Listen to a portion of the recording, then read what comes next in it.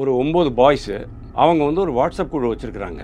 அவங்களுக்கு ஒரு கற்பனை வருது. இந்த பெண்களை வந்து அன்பா பேசி அப்படியே வளைச்சு போட்டு அவங்கள வந்து பாலியல் குற்றம் புரிஞ்சு வன்புணர்வு கொண்டு அதை வந்து ஃபோட்டோ இதை எடுத்து வீடியோ எடுத்து வெளியில் அனுப்பி அதுக்கப்புறம் இதை அனுப்பிச்சிருவேன்னு சொல்லி பிளாக்மெயில் பண்ணி அவங்ககிட்ட பணம் பறிக்க முடியும் அப்படிங்கிறது ஒரு எவ்வளவு மோசமான ஒரு பண்பு, ஒரு குணம் அப்படிங்கிறது. அதாவது எல்லாருக்குமே காமம் அப்படிங்கிறது இருக்கும், ஆனால் தலைக்கு மேலே காமம் போயிடுச்சு சொன்னால் இதுதான் பிரச்சனை.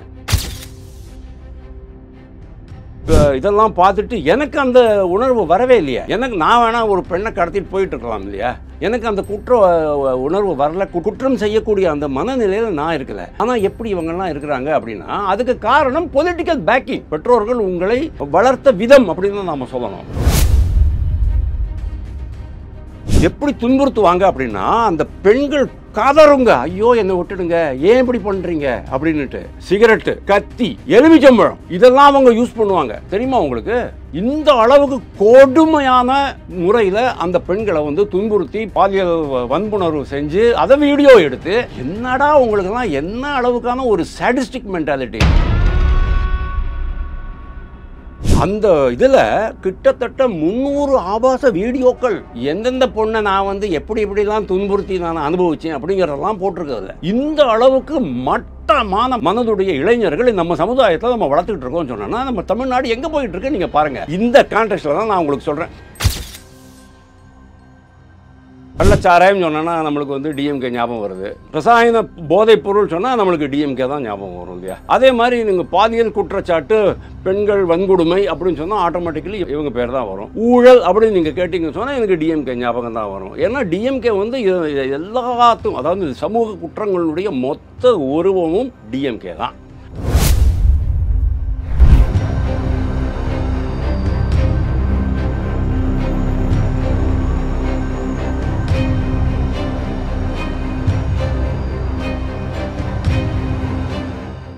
ரியல் ஒன் நேயர்களுக்கு வணக்கம். இன்று நம்மளுடைய நேர்காணலுக்கு அரசியல் விமர்சகர் திரு வாசுதேவன் அவர்கள் இணைஞ்சிருக்காங்க. சார் வணக்கம். வணக்கம்.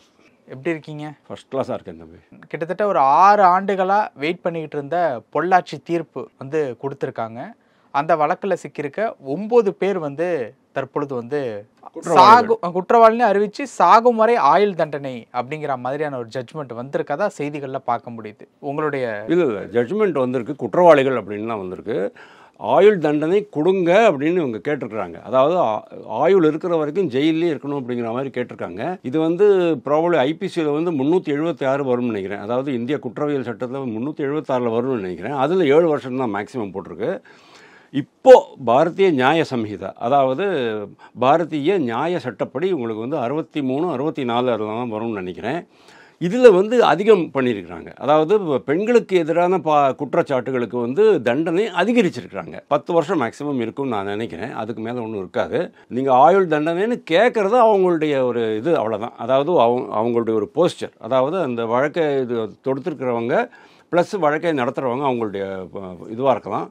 பட்டு எவ்வளோ கொடுப்பாங்க அப்படிங்கிறது 12 மணிக்கு மேலே தான் நம்மளுக்கு தெரியும். ஆனால் ரிமெம்பர், இது வந்து எவ்வளவு சென்சிட்டிவ் வழக்கு அப்படிங்கிறது அந்த காலத்துலேருந்து நம்ம பார்த்துட்டு வரோம். ஒரு 9 பாய்ஸு அவங்க வந்து ஒரு வாட்ஸ்அப் குழு வச்சுருக்கிறாங்க. அவங்களுக்கு ஒரு கற்பனை வருது. இந்த பெண்களை வந்து அன்பாக பேசி அப்படியே வளைச்சி போட்டு அவங்கள வந்து பாலியல் குற்றம் புரிஞ்சு வன்புணர்வு கொண்டு அதை வந்து ஃபோட்டோ இதை எடுத்து வீடியோ எடுத்து வெளியில் அனுப்பி அதுக்கப்புறம் இதை அனுப்பிச்சிருவேன்னு சொல்லி பிளாக்மெயில் பண்ணி அவங்ககிட்ட பணம் பறிக்க முடியும் அப்படிங்கிறது ஒரு எவ்வளவு மோசமான ஒரு பண்பு, ஒரு குணம் அப்படிங்கிறது. அதாவது எல்லாருக்குமே காமம் அப்படிங்கிறது இருக்கும், ஆனால் தலைக்கு மேலே காமம் போயிடுச்சு சொன்னால் இதுதான் பிரச்சனை.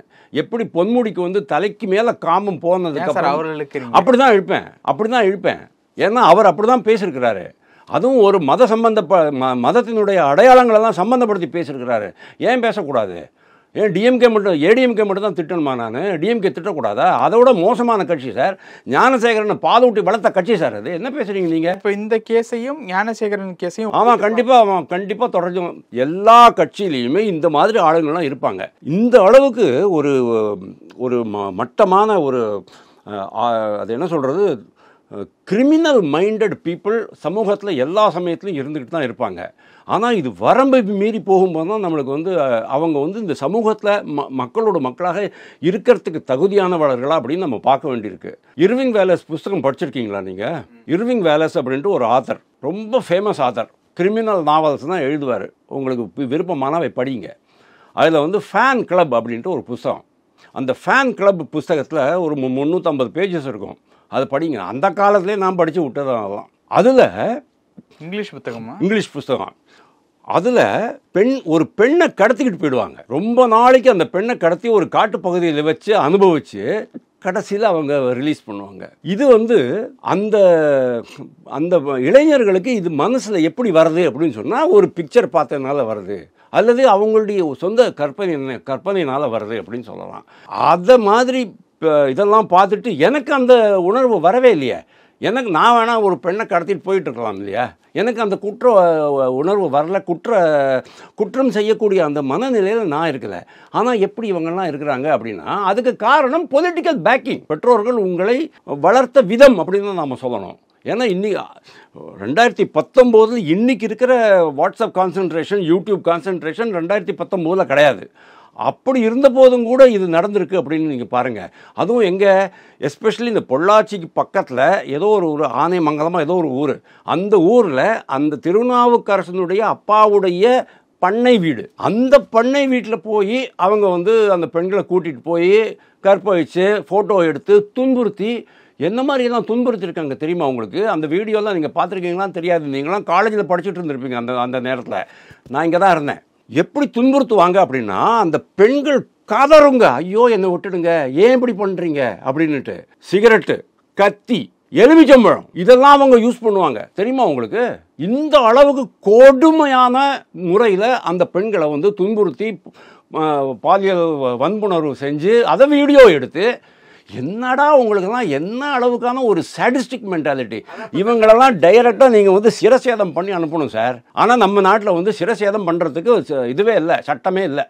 No capital punishment, maximum punishment 10 வருஷம்தான். இன்றைக்கி பாருங்கள், எல்லாம் அந்த போலீஸ் வேனை விட்டு கீழே இறங்குறானுங்கல்ல, எல்லாம் நெத்தியில் குங்குமம் போட்டு, ஆஹா என்ன பக்தி பரவசமாக இருக்கிறீங்கடாப்பா.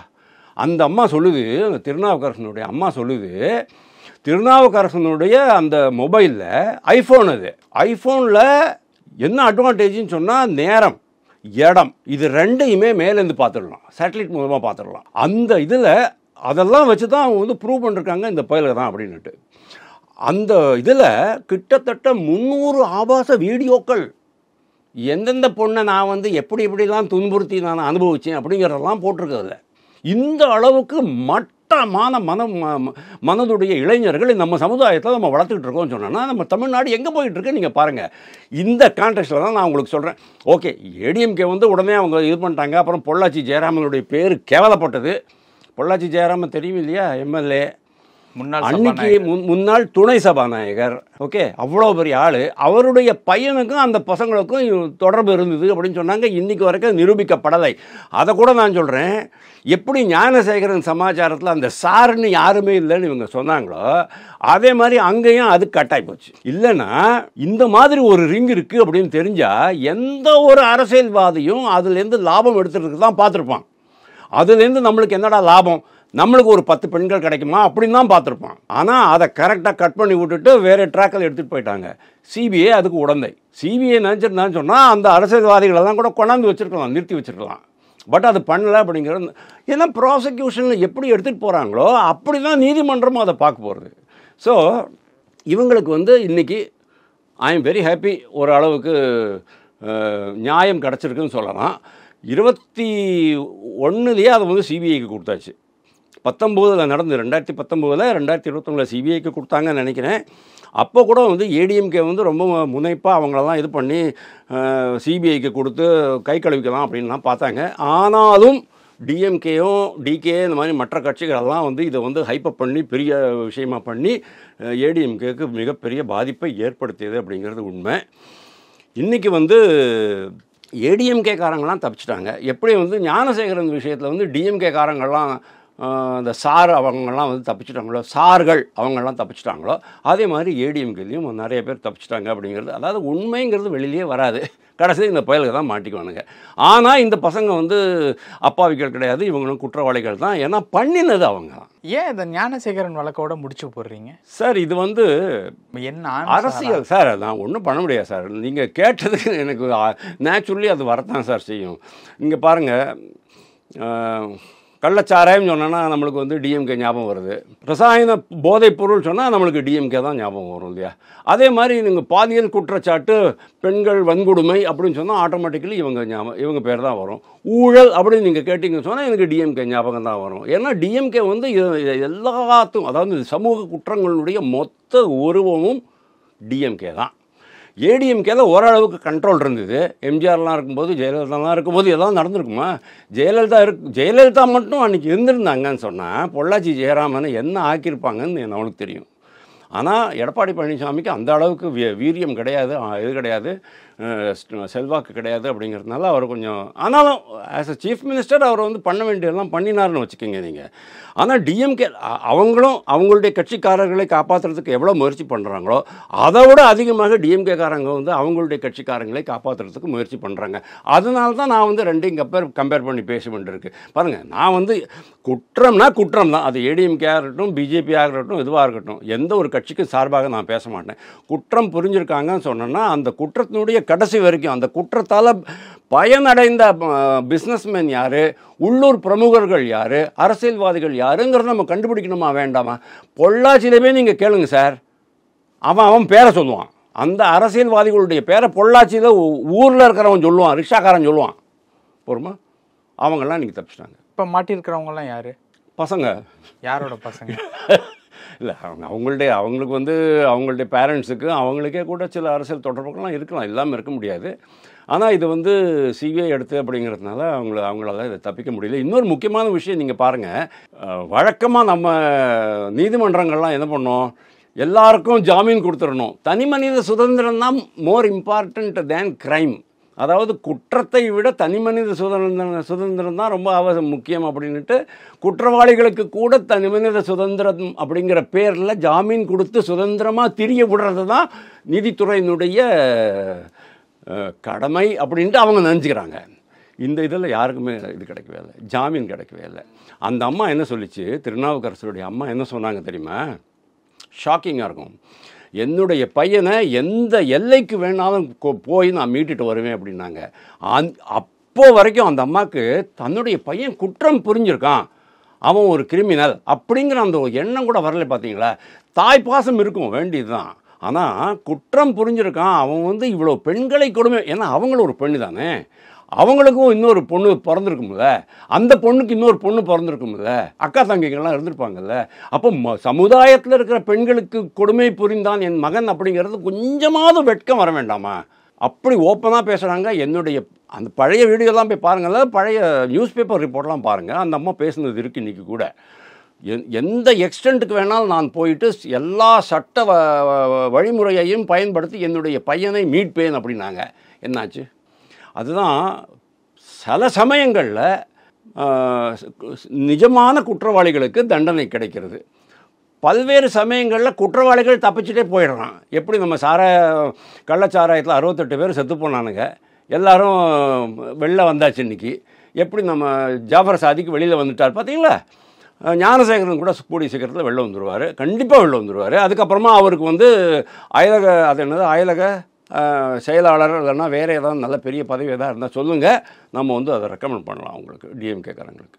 பல விஷயங்கள் பகிர்ந்துக்கிட்டீங்க. நேரத்துக்கு ரொம்ப நன்றி. தேங்க்யூ.